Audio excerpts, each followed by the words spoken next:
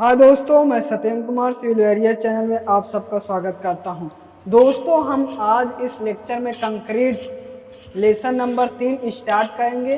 Lesson number 3 का नाम है वाटर सीमेंट रेशियो। इसके पहले हमने लेसन नंबर 2, लेसन नंबर 1 समाप्त कर चुके हैं और इसकी प्लेलिस्ट बनी हुई आप जाकर देख सकते हैं। दोस्तों, इसका लेक्चर नंबर 14 है और लेसन नंबर 3 का पहला लेक्चर है। तो दोस्तों, लेक्चर नंबर 14 में हम सीमेंट का जल योजन, हाइड्रेशन ऑफ सीमेंट का जल योजन तथा जल सीमेंट अनुपात, वाटर सीमेंट रेशियो के बारे में स्टडी करते हैं। तो दोस्तों, स्टार्ट करते हैं। सबसे पहले सीमेंट का जल योजन, हाइड्रेशन ऑफ सीमेंट क्या होता है इसके बारे में जानते हैं। तो हम स्टार्ट करते हैं lesson number 3, water cement ratio, जल सीमेंट अनुपात। ये हमारा लेसन नंबर 3 है। तो लेसन नंबर 3 का पहला टॉपिक दोस्तों है हमारा सीमेंट का जल योजन, हाइड्रेशन ऑफ सीमेंट। ये क्या होता है इसके बारे में जानते हैं। सबसे पहले, जब सीमेंट को जल में मिलाए जाने पर एक रासायनिक क्रिया प्रारंभ हो जाती है जिसे सीमेंट का जल योजन, हाइड्रेशन कहते हैं।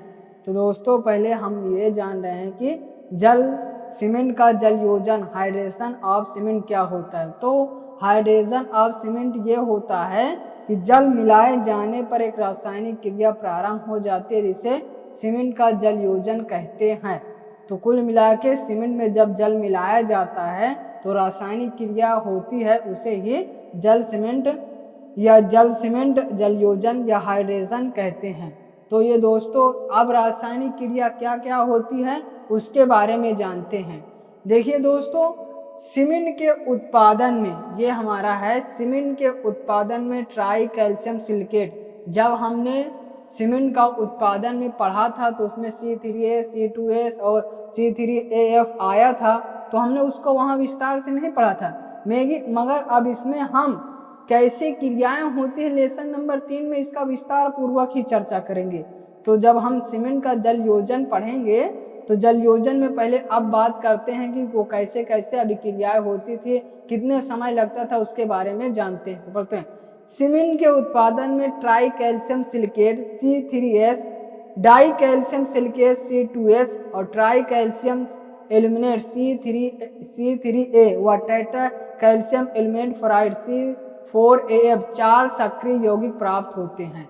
जब दोस्तों हम उसका करते हैं निर्माण सीमेंट का, तो हमें 4 यौगिक प्राप्त होते हैं। कौन कौन से, आप सीधा सीधा याद करिए, C3S, C3A, C4AF और C2S होता है। अब ये क्रिया क्या क्या करती है इसके बारे में जानते हैं। तो दोस्तों, ये है C3A। C3, आप इसका फुल नाम ना याद करिए, आप सीधा सीधा याद कर लीजिए क्योंकि आप केमिस्ट्री थोड़ा पढ़ रहे हैं, आप इसको सिर्फ कंक्रीट टेक्नोलॉजी पढ़ रहे हैं। तो C3A एवं C4F यौगिक पानी के संपर्क में आने पर सबसे पहले क्रिया करता है। जब सीमेंट में हम जल दिया जाता है तो उसे जल योजन क्रिया कहते हैं। तो उसमें जो यौगिक होते हैं, कौन कौन से यौगिक होते हैं, 4 यौगिक होते हैं। कौन, पहले C3A, C2S और C3A और C4AF होता है। अब कौन कौन सी क्रिया पहले करेगी, क्या करेगी, उसके बारे में जानते हैं। तो पहला तो C3A एवं C4F यौगिक पानी के संपर्क में आने पर सबसे पहले क्रिया करता है। सीमेंट का प्रारंभिक जमाव और 24 से 72 घंटे की सामर्थ्य क्रिया इसी क्रिया के फलस्वरूप होती है। जो सबसे पहले सीमेंट की क्रिया होती है C3A एवं C4F के यौगिक से होती है। जो उसका प्रारंभिक जमाव इनिशियल पॉइंट होता है और सामर्थ्य होता है 24 से 72 घंटे की सामर्थ्य होती है, इसी क्रिया के फलस्वरूप होता है। किसके C3A एवं C4AF के क्रिया के फलस्वरूप इसका निर्धारण होता है। किसका निर्धारण करते हैं, सीमेंट का प्रारंभिक जमाव का, यानी सीमेंट इनिशियल पॉइंट होता है और सामर्थ्य स्ट्रेंथ के बारे में, कैसे क्रिया करेगी, जल्दी करेगी या क्या करेगी, कौन यौगिक पर निर्भर करता है, C3A एवं C4F यौगिक पर निर्भर करता है। अब दूसरा दोस्तों बात करते हैं C3S। किसके, C3S की क्रिया दर C3A से कुछ धीमी होती है। C3S की क्रिया दर C3A से कुछ धीमी होती है, परंतु यह एक उत्तम बंधक यौगिक है। कंक्रीट की प्रथम 28 दिन की सामर्थ्य इस यौगिक के कारण विकसित होती है। तो C3S के कारण क्या निर्धारण किया जाता है, उसकी 28 दिन की सामर्थ्य का पता चलता है कि उसकी कितनी है C3S से। पहला हमने जाना C3A और C4F से क्या पता चलता है, प्रारंभिक जमाव काल और उसकी सामर्थ्य का पता चलता है। दूसरा है हमारा C3S से उसके कंक्रीट के प्रथम 28 दिन की सामर्थ्य का पता चलता है। और तीसरा कौन कौन से 4 यौगिक थे, तो हमने 2 तो ऊपर पढ़ लिया, दूसरे में 3 यौगिक पढ़ लिया, और तीसरा हम बात करते हैं दोस्तों। तो C2S की क्रिया बहुत धीमी होती है, यह कई वर्ष लगभग 3 वर्ष से अधिक तक चलती है। जल योजन क्रिया जब तक चलती रहती है सीमेंट अथवा कंक्रीट सामर्थ्य ग्रहण कर लेता है। जब तक सीमेंट ग्रहण कर ले यानी ठोस यानी सॉलिड नहीं बन जाएगी तब तक यह क्रिया चलती रहती है। कौन कर देता है, C2S की क्रिया करता है, और इसकी क्रिया बहुत धीमी होती है। लगभग जो सीमेंट हमारा होता है उसको खराब होने में लगभग 3 वर्ष से अधिक समय लगता है। तो ये था दोस्तों सीमेंट का जल योजन। तो जल योजन में क्या होता है, सीमेंट में जल मिलाकर उसकी रासायनिक क्रिया करवाना ही जल योजन हाइड्रेशन कहलाता है। ये दोस्तों हुआ। तो जो हम जब सीमेंट में जल डालते हैं तो उसमें 4 यौगिक होते हैं। कौन कौन से, पहला होता है C2S, C3A, C4F, ये 4 यौगिक होते हैं। तो पहले जो हमने होता है C3A एवं C4F दोस्तों, ये प्रारंभिक जमाव और 24 से 72 घंटे की सामर्थ्य का पता लगाता है। ये 2 यौगिक हो गए। तीसरा होता है C3S से कंक्रीट की प्रथम 28 दिन की सामर्थ्य का पता चलता है। और तीसरे में हम बात करेंगे C2S की क्रिया बहुत धीमी होती है, यह कई वर्षों तक चलती है, लगभग 3 वर्ष से अधिक। और यह इसका काम क्या होता है, जल योजन की क्रिया तब तक चलती रहती है जब सीमेंट की सामर्थ्य ग्रहण कर दिया जाए, जब तक सॉलिड यानी बेकार नहीं हो जाता तब तक ये C2S कार्य करता रहता था। तो दोस्तों ये था हमारा सीमेंट का जल योजन क्या होता है, इसमें कितने यौगिक होते हैं, क्या क्या आकार होते हैं, इसके बारे में जाना। तो उम्मीद करते हैं सीमेंट का जल योजन हाइड्रेशन ऑफ सीमेंट क्या होता है समझ में आ गया। दोस्तों अब हम अगला टॉपिक बात करेंगे।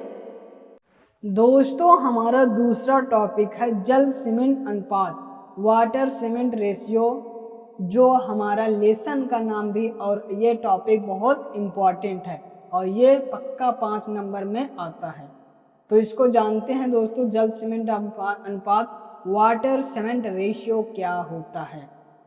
सीमेंट में मिलाए जाने वाले जल के भार एवं सीमेंट के भार के अनुपात को जल सीमेंट अनुपात कहते हैं। बहुत ज्यादा सिंपल है, उसमें समझने वाली क्या बात है कि सीमेंट में मिलाए जाने वाले जल के भार कौन कौन से, ये देखिए पहला ही है जल सीमेंट अनुपात। तो जल के भार एवं सीमेंट के भार के अनुपात को जल सीमेंट अनुपात कहते हैं, सीधा सीधा। फिर देखिए कंक्रीट की सामर्थ्य को अनेक तत्व प्रभावित करते हैं। सबसे ज्यादा यही बात अब छिड़ती है कि आखिर सामर्थ्य, जो सीमेंट की सामर्थ्य होती है किस बात पर निर्भर करती है। अलग अलग वैज्ञानिक कहेंगे, कोई कहेगा जल पर निर्भर करता है, कोई दूसरा कहेगा। तब इस पे कोई वैज्ञानिक आएंगे, उनका वैज्ञानिक का नाम रहेगा अब्राहम डब। वो क्या देंगे, वही हमारा स्टेटमेंट पढ़ना है। तो पहले पढ़ते हैं, कंक्रीट की सामर्थ्य को अनेक तत्व प्रभावित करते हैं। कौन कौन से जानते हैं, सीमेंट के मिलावा अनुपात, एग्रीगेट पर कुछ लोग कह रहे हैं कि जो सीमेंट की होती है सामर्थ्य एग्रीगेट पर निर्भर करता है, कुछ कह रहे हैं पानी की मात्रा पर निर्भर करता है, और कुछ लोग कह रहे हैं कंक्रीट के मिश्रण कुटाई तराई पर निर्भर करता है, और कुछ कह रहे हैं सीमेंट मिलावा के अनुपात पर निर्भर करता है। तो दोस्तों ये थे हमारे मत की सीमेंट की सामर्थ्य किन किन पर निर्भर करता है।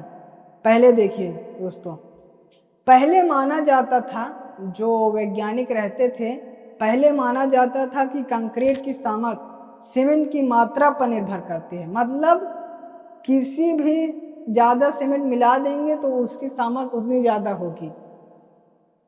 लेकिन प्रोफेसर अब्राहम, कौन, लेकिन प्रोफेसर अब्राहम ने इस धारणा को गलत सिद्ध किया और उसने बताया कि कंक्रीट की सामर्थ्य केवल इस में प्रयुक्त जल की मात्रा पर निर्भर करता है। इसके पहले अलग अलग वैज्ञानिकों ने क्या क्या बताया हमने आपको ऊपर समझाया है, मगर अब नए वैज्ञानिक आते हैं।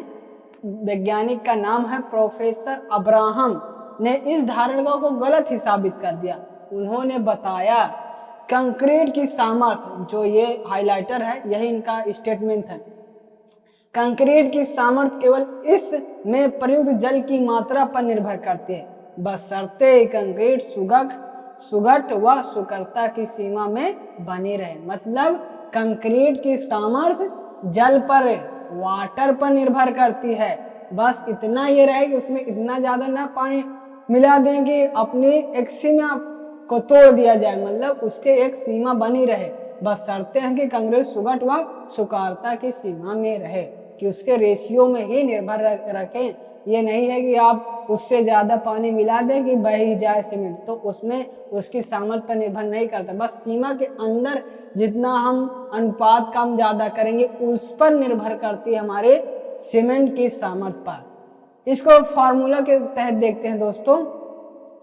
जल सीमेंट अनुपात, वाटर रेशियो, पहले ही फार्मूला से हमने बताया है, जल का भार अपन सीमेंट का भार।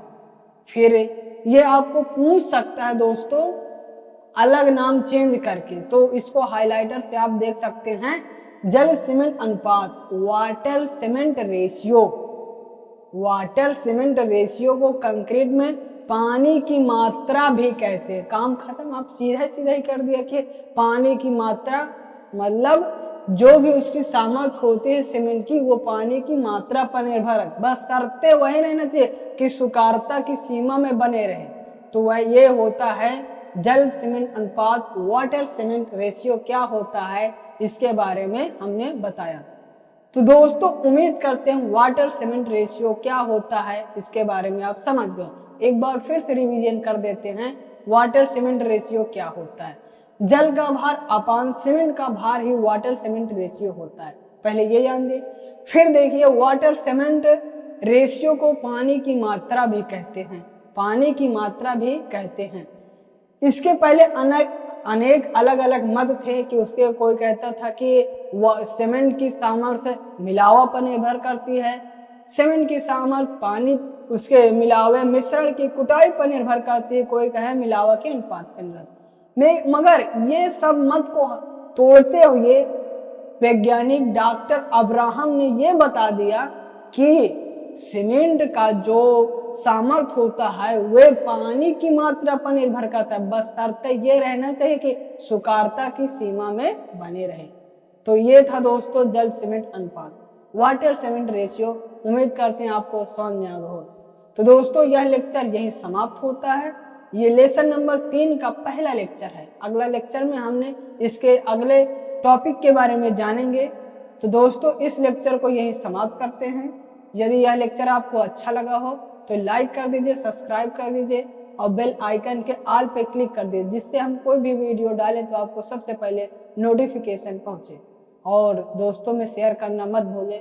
Thank you for watching.